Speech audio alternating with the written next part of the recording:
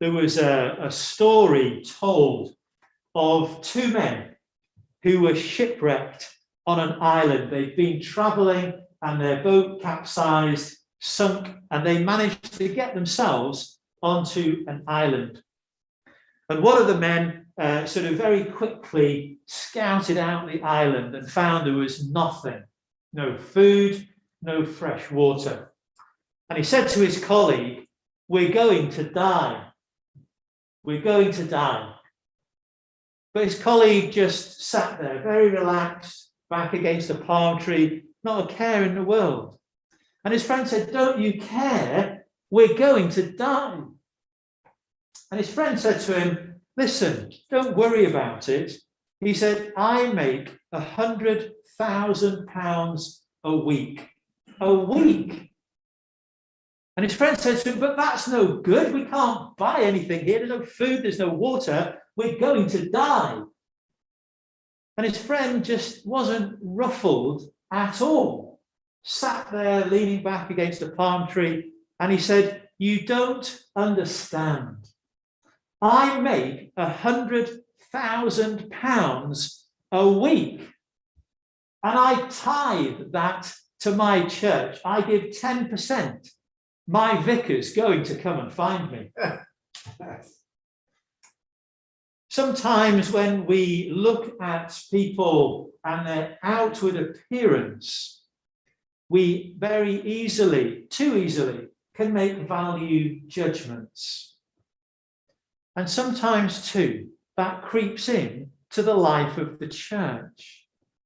Those people who appear or we think give a lot to the church, we see them as valuable pillars of the church.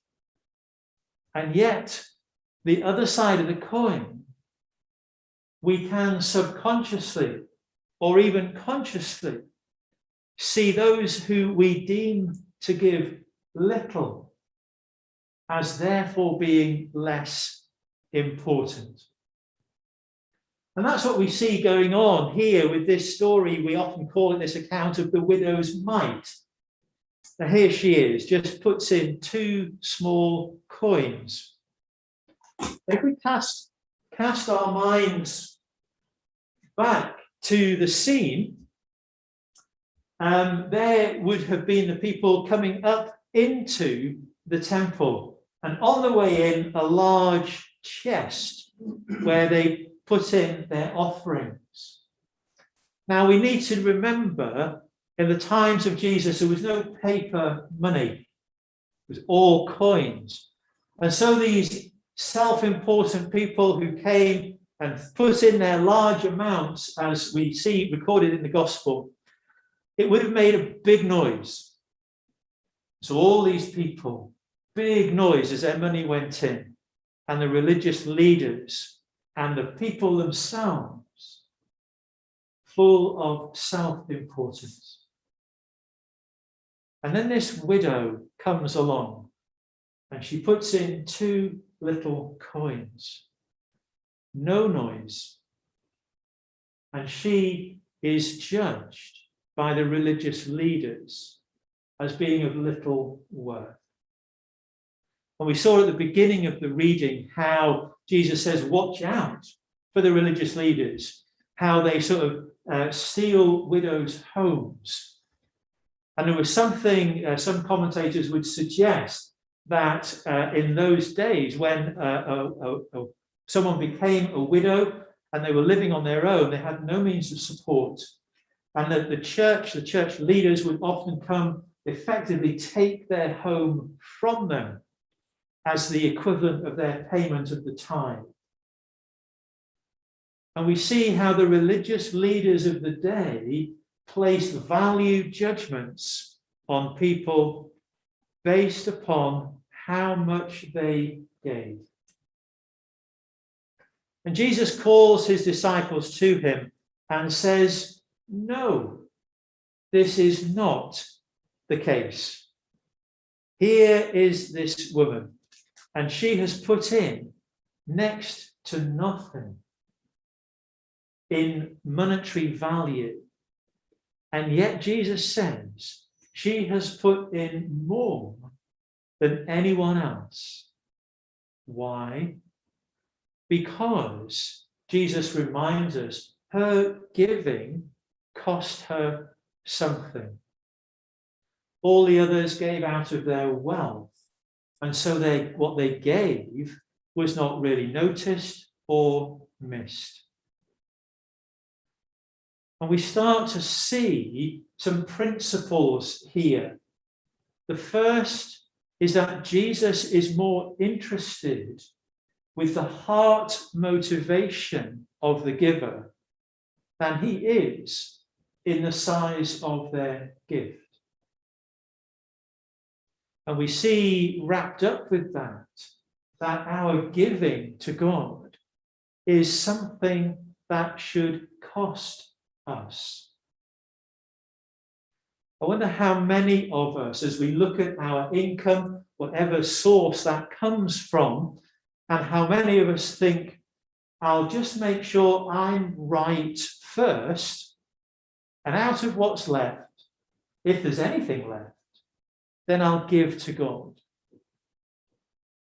And the widow's offering reminds us that our stewardship, our response of worship to God through giving, should be the other way round. That we should give generously to God as he has given to us. And out of what's left, we should then seek to meet our needs, if that makes sense.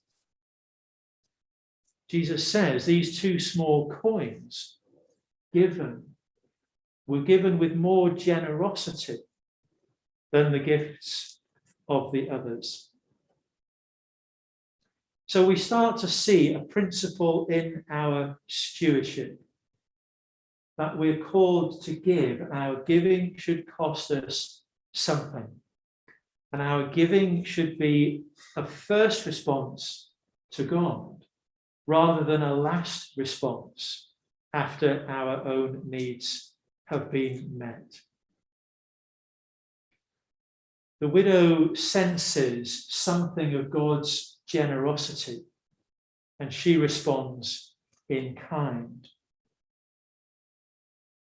But then the second thing we see within this little incident here in Mark's Gospel, if we start to draw back a little, is we see that Mark places this incident within the wider context of that biblical injunction to care for the poor and needy. So often, as I said before, we make value judgments, and we can subconsciously exclude those we deem to be poor, those who we presume give little and so are worth little. And again, God says no. The widow gives. And what Jesus has to say in light of her actions reminds us, in a world and a society where so often enough always means just a little more, it reminds us that we're called to be good stewards. But it also reminds us that we are called to care for the poor. We're not to continually hanker after this preoccupation with wealth and ever increasing affluence at the exclusion of others.